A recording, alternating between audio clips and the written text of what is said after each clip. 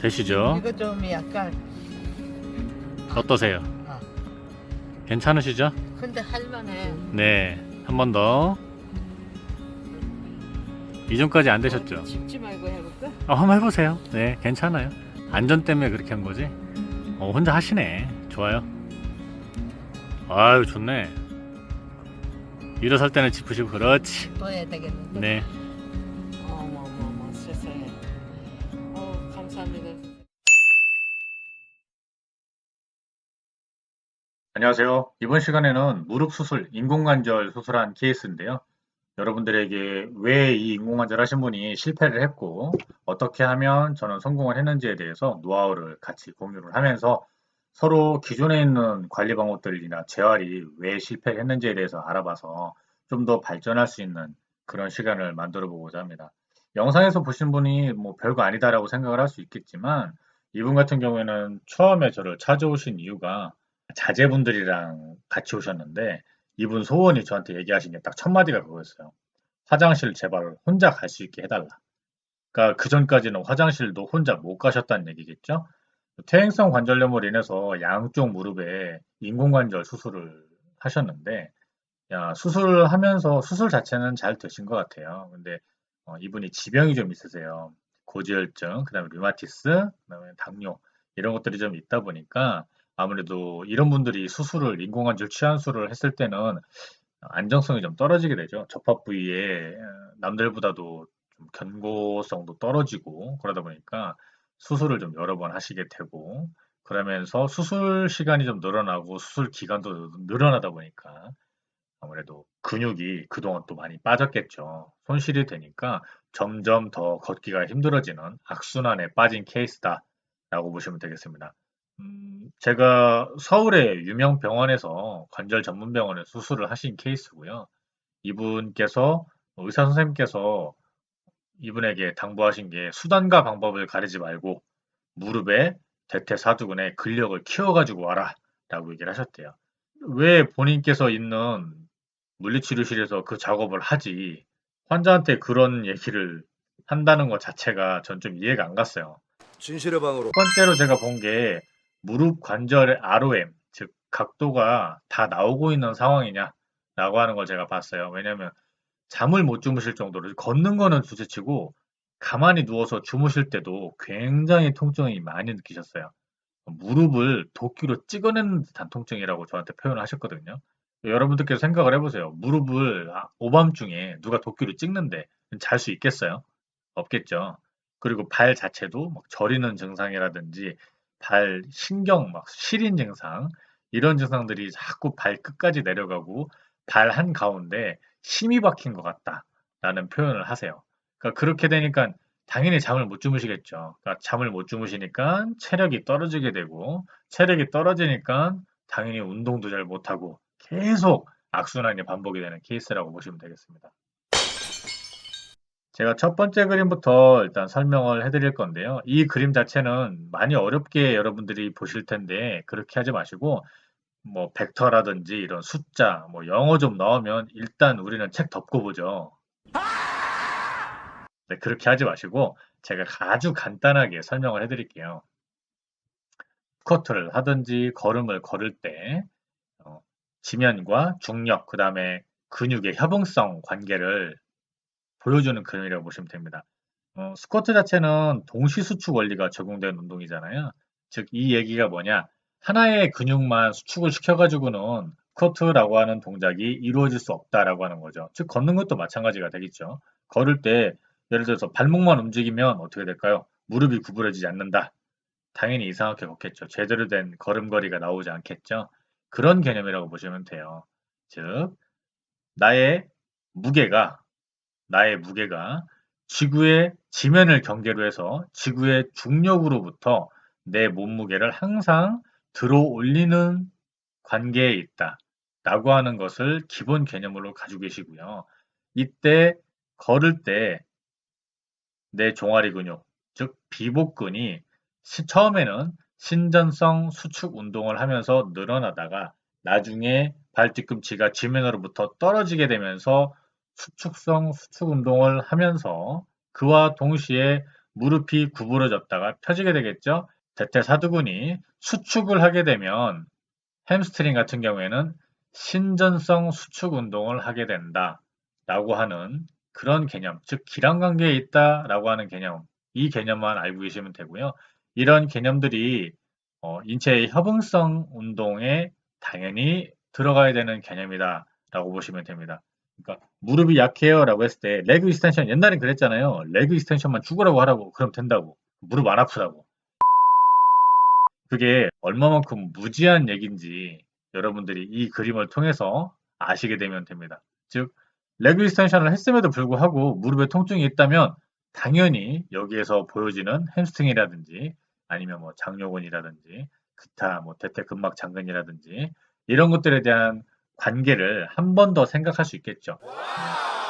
통증을 일으키는 범인에 대한 확대가 좀 많아지게 되니까 그만큼 우리가 테스트할 수 있는 것도 많아지고 그 테스트하는 것 중에 범인을 색출해낼 수 있는 예상이 되니까 색출을 할 수가 있겠죠. 그렇게 할 수 있으니까 우리가 성공적인 제어를 할 수가 있게 되는 것이고요. 그러니까 이런 개념 자체, 협응성, 동시수축 원리 이런 것들이 신경도 마찬가지고 근육도 마찬가지다. 이런 것들이 우리 몸에서 전체적으로 잘 이루어져야 밸런스가 잘 맞아야 최소 에너지로 최대의 효율을 내면서 우리는 행동을 할 수가 있다. 라고 하는 개념을 알고 계시면 되겠습니다. 첫 번째 사진인데요. 이 첫 번째 사진 같은 경우에는 대부분 고관절 수술을 했을 때도 물론 실시를 하지만 무릎 수술을 하셨을 때 의사 선생님들께서 그날 저녁이나 아니면 그 다음날 아침 회진 돌 때 가장 먼저 환자분들에게 시키는 자세죠. 다리 한번 들어봐 이렇게 얘기하시잖아요. 그 이유가 이제 의식을 찾았으니까 실제로 이 사람이 자기의 의지대로 신경이 잘 살아서 근육이 잘 살아서 움직일 수 있느냐라고 하는 걸 확인해야 될 거 아니에요. 그 첫 번째 그림이라고 보시면 되겠습니다. 초반에는 좌우 다리를 한쪽씩 번갈아서 한번 들어보라고 얘기를 해요. 그 다음에 이게 잘 되면 그 다음에 뭐라고 하냐? 한 발씩 이제 들어서 공중에서 1초에서 3초 사이로 버티면서 교차 운동을 해라. 그러니까 오른쪽 다리 3초 버텼다가 내리고 왼쪽 다리 들어서 3초 버텼다 내리고 이 운동을 하라는 얘기예요. 이때 발목을 반드시 무릎 쪽으로 당겨주면서 운동을 하셔야 됩니다. 자, 발목 같은 경우에는 수술하자마자 나와서 의식적으로 발가락을 꼼지락거린다든지 발목을 당겼다 폈다 돌렸다 하는 움직임을 통해서 미리 재활을 시작하시는 게 더 좋아요. 두 번째 재활 그림입니다. 자, 바닥이나 침대에 앉아서 하는 운동인데요. 무릎 뒤, 즉 오금 부위라고 하죠. 오금 부위에 수건을 이렇게 돌돌 말아서 너무 두껍지 않게 했으면 좋겠어요. 돌돌 말아서 놓고 환자가 다리를 핀 상태에서 마치 수건을 무릎으로 무릎 뒤편으로 꾹 눌러서 조여준다. 즉 수건 자체를 눌러주는 데 집중을 한다라고 생각하시면 돼요. 그러면 당연히 발은 펴지게 되고 대퇴사두근은 수축을 하게 되겠죠. 그러면서 어떻게 될까요? 발목을 당겨주고 이 동작을 하기 때문에 햄스트링이라든지 아니면 종아리 근육들이 신전을 하게 되겠죠. 늘어나게 됩니다. 그렇게 되면서 무릎 주변의 근육들을 단련시키는 재활이다라고 생각하시면 되겠습니다. 이것 역시 10회씩 3세트 하시고요. 앞서 말씀드린 것처럼 발목 당겨주시고 천천히 너무 빨리 꾹꾹 막 너무 급작스럽게 운동을 하시면 수술한 부위에 충격이 가니까 좋지 않아요. 그래서 천천히 지그시 대퇴사두근 즉 무릎 앞 허벅지에 최대한 힘이 잘 들어가느냐 얼마만큼 내가 힘을 줄 수 있을까 이 운동을 하면서 초반에 통증이 만약에 있으시면 통증 있기 전 단계까지만 살살 진행하시다가 통증이 어느 정도 익숙해지시거나 아니면 이 정도는 내가 참을 수 있을 것 같다라고 생각이 되시면 점차적으로 힘을 좀 세게 하신다든지 개수를 늘려가시면 됩니다. 세 번째인데요. 이제 의자에 앉아서 하는 운동이 나왔죠. 자, 중요한 개념이 하나가 여기에 숨어 있는데요. 이 다음 그림이 아마 나올 거라고 제가 예상을 하고 있는데 우선 이 그림만 집중적으로 생각을 할게요. 자, 무릎 사이에 수축성이 있는 공을 끼워주고요. 단단한 물체보다는 말랑말랑하게 수축과 이완이 반복이 될 수 있는 그런 재질이면 더 좋고요. 무릎 사이의 간격과 발 보폭 간격이 균일하게 유지가 될 수 있도록 해주셔야 됩니다. 왼쪽, 오른쪽에서 좌우에서 무릎 사이의 공을 지금 힘껏 누르는 동작이잖아요. 이 동작을 했을 때의 최종 무릎 간격이 발 보폭과 동일했을 때 무릎 안쪽에 가는 스트레스가 가장 적습니다. 이 동작을 하면 내전근 운동이다라고만 알고 있는데요.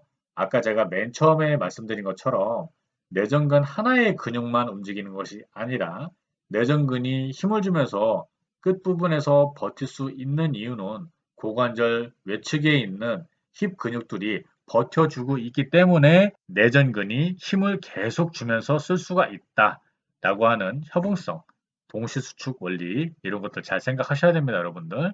무릎은 괜찮대. 근데 고관절이 아프다네?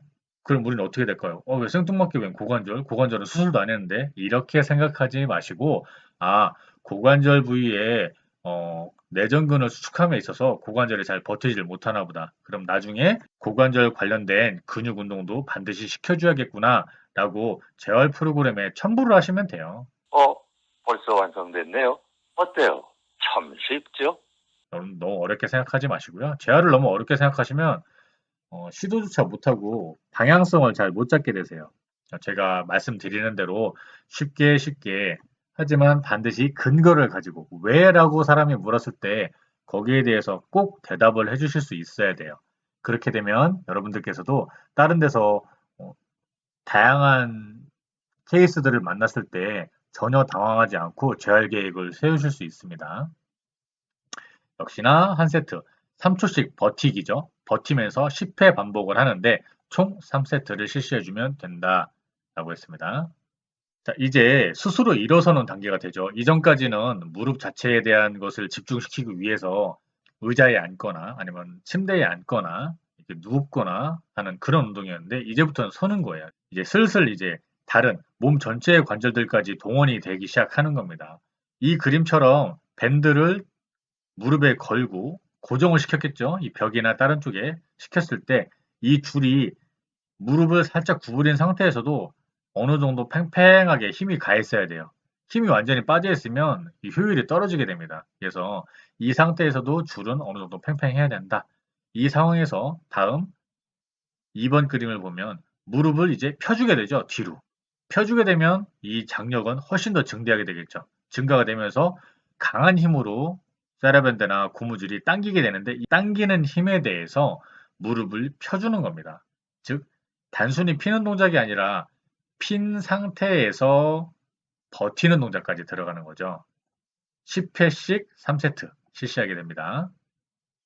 이 동작 같은 경우에는 인터넷 유튜브에 찾아보시면 제가 말씀드리는 동작들은 다 나와요. 나오는데 왜 이걸 이렇게 해야 되고 왜 이 동작을 하면 안 되는지에 대한 것들을 조금씩 덜 설명해 준 것들이 많기 때문에 제가 이렇게 하나하나씩 찝으면서 말씀을 드리는 거예요.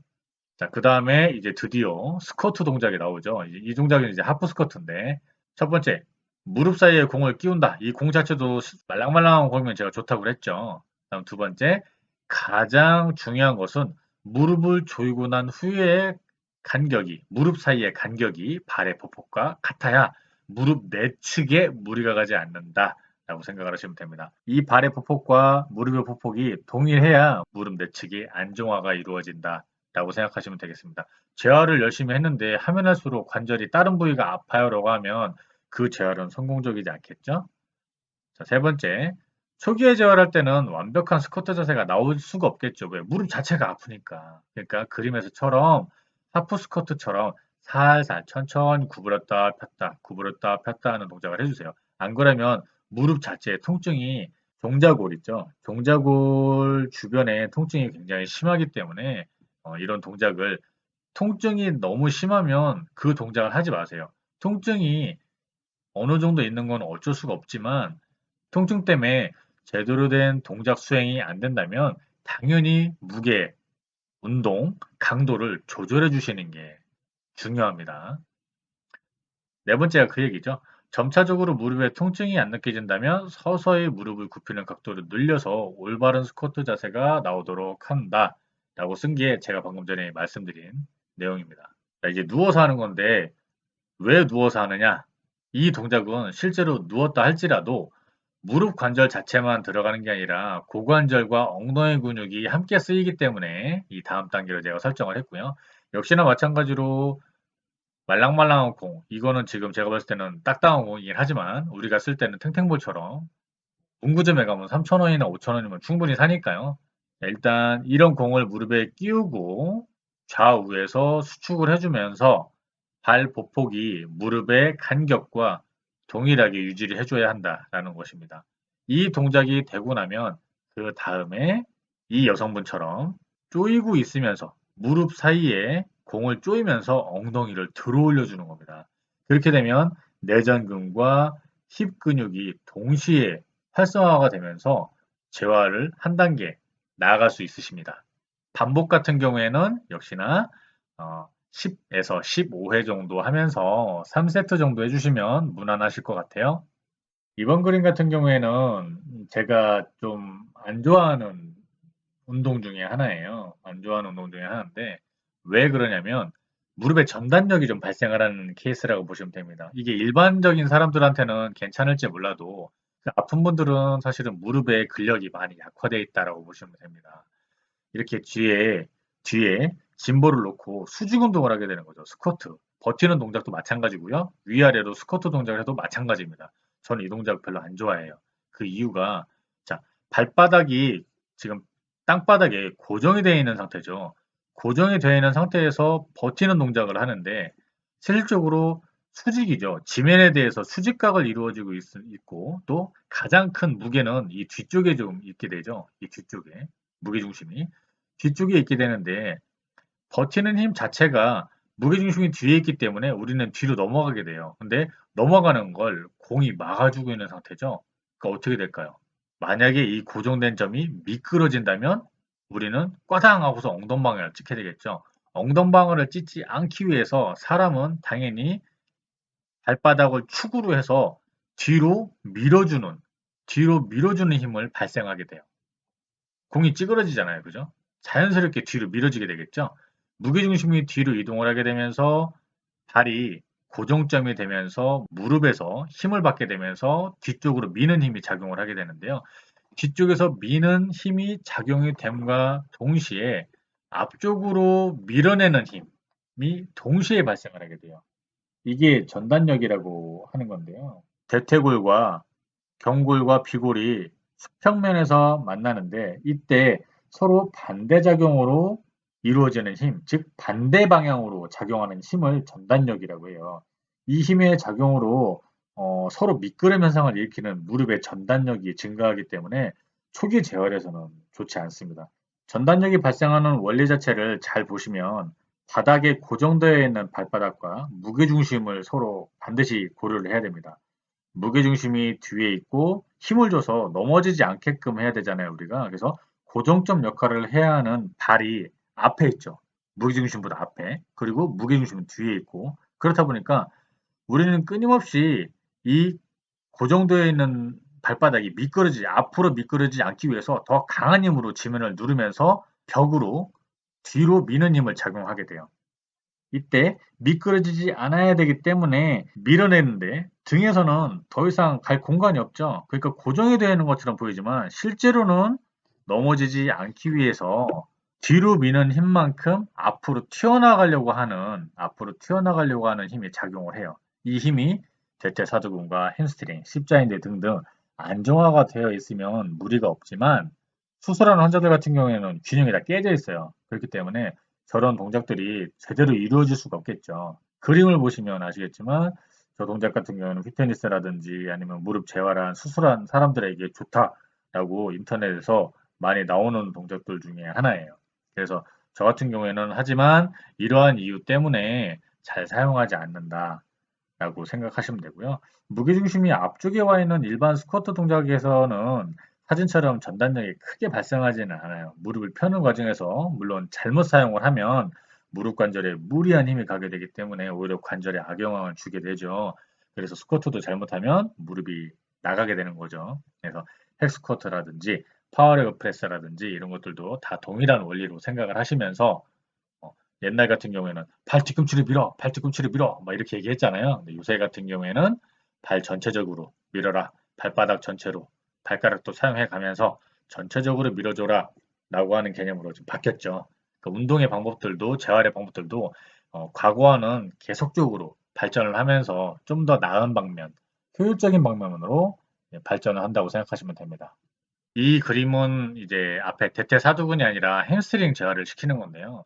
이 그림도 제가 좀 많이 싫어하는 동작 중에 하나예요. 우리는 대부분 무릎 수술을 하시는 분들이 대부분 대퇴사두근에 힘이 없죠.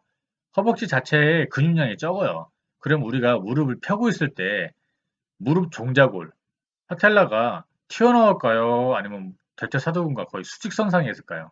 여러분 지금 바로 무릎 딱 펴면서 보세요. 그럼 대부분 무릎뼈가 좀 튀어나와 있는 경우가 많아요.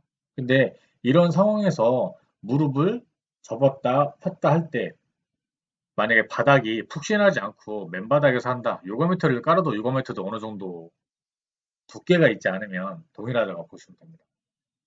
그렇게 됐을 때 무릎을 펴고 굽힐 때는 굽히면서 종자골 자체가 당겨져 내려가니까 마찰이 이루어지지 않는데 필 때가 문제죠. 필 때는 마찬가지로 종자골이 위로 딸려 올라오면서 바닥과 부딪히게 되는 거예요. 그러면서 환자분들이 뭐라고 하시냐면 이 동작 할 때 무릎이 아파라고 얘기를 하세요. 그럼 우리는 이 동작을 시키면 안 되잖아요. 근데 햄스트링을 운동해야 된다라고 하는 것 때문에 일어서서 하면 아프잖아요 라고 하는 것 때문에 이런 동작을 시키는 거예요. 제가 뼈로 한번 그려봤는데요. 레그 컬 동작을 하는 거죠. 레그 컬 동작을 하면서 보면 이게 종자골의 움직임이라고 보시면 됩니다. 종자골의 움직임인데 잘 보시면 아시겠지만 처음에 무릎을 당겼을 때에는 컬 동작을 했을 때에는 종자골이 밑으로 내려가서 좀 제가 여러분들이 이해하기 쉽게끔 하기 위해서 약간씩 이미지를 좀 과하게 그려놨어요. 종자골이 밑으로 내려와 있지만 서서히 종아리 부분이 익스텐션 동작, 즉 신전 동작이 되면서 같이 대퇴사두근이 수축을 하면서 파텔라를 당기게 되죠. 그러면서 쭉 당겨서 올라오는데 허공에 있다면 이상 없이 올라오게 되겠지만 이 바닥에 만약에 이쪽에 단단한 바닥 아래에서 우리가 운동을 한다라고 생각을 하면 앞서 말씀드린 그림처럼 이 보라색 부분에서 초록색 부분까지 넘어오질 못하고 여기서 꽝 하고 한번 부딪히는 거예요. 그러면서 대퇴사두근과 파텔라 사이의 인대가 장력을 받으면서 통증을 느끼시게 되는 거예요. 좀 이해가 되시나요? 이렇게 그림을 보면. 저는 그래서 먼저 알려드린 그 동작을 별로 좋아하지 않아요. 그래서 이 동작을 대신시키는 방법들이 일어서서 레그컬을 시키던가 스탠딩 레그컬이라고 하죠. 그걸 시키던가 아니면 스탠딩 레그컬을 할 정도가 아직 안 돼서 반대편 무릎으로 서 있어야 되니까 그랬을 때 너무 무릎에 대한 스트레스가 커요 라고 하면 의자에 앉아서 무릎 당기기 운동을 시킵니다. 충분히 가능해요. 그래서 이분 같은 경우에는 실질적으로 이런 재활 운동을 하면서 물론 아까 말씀드린 것처럼 발목에 대한 재활을 제가 먼저 시켰고요. 발목 재활이 끝나고 나서 무릎 재활로 넘어온 거예요. 무릎 재활을 하면서 일어났던 에피소드들과 병원에서 왜 이런 것들을 시켰을 때 환자가 잘 동작이 이루어지지 않았는지에 대한 원인 이런 것들을 제가 말씀을 드린 겁니다. 모든 관절 움직임에서 여러분들이 아셔야 될 게 마찬가지지만 발목의 안정성이 우선이 되면서 무릎이 돼야 돼요. 영상에서는 발목에 대한 것을 제가 찍지를 못했는데 대부분 무릎이 안 좋으신 분들은 발목의 안정성도 떨어져 있는 상태로 운동을 하시는 경우가 많아요.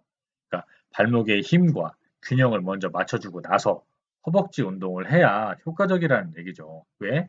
아까 처음에 말씀드린 것처럼 인체는 하나로 연결되어 있는 유기적인 관계에 있기 때문이다라고 하는 거예요. 무릎 위의 관절과 근육의 연결성에 대해서 우리가 항상 생각을 하면서 운동을 지도를 해야 될 것 같습니다. 그럼 왜 이렇게 아프냐에 대한 거를 고민을 해야겠죠. 퇴행성 관절염이라든지 부상도 마찬가지인데요. 우리가 모르는 사이에 기능적으로 떨어져 있어요. 이미 부분적으로. 근데 이걸 우리가 인지를 못하는 것뿐이에요. 인지를 못한 상태에서 계속적으로 사용을 하게 되고 반복 사용을 하고 과한 중량을 치게 되면 관절에 무리가 오게 되는 거예요. 그러면서 상해를 입게 되죠.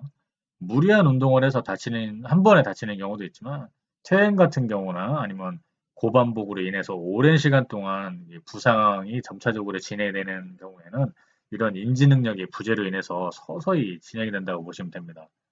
운동을 한 3개월 정도 하셨어요.